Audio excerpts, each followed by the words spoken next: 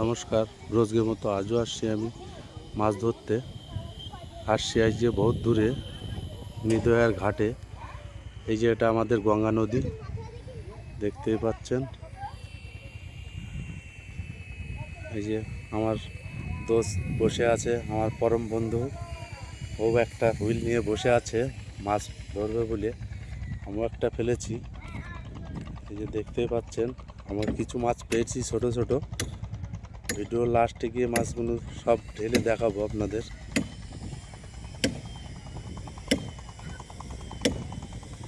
নিদয়ার ঘাট থেকে নৌকা যাচ্ছে নবদ্বীপ ঘাটে।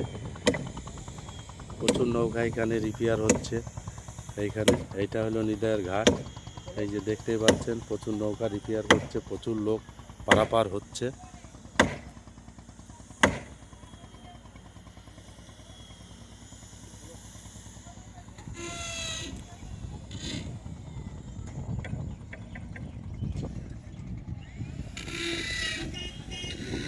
এটা আমাদের গঙ্গা নদী, এখন চরম স্রোত।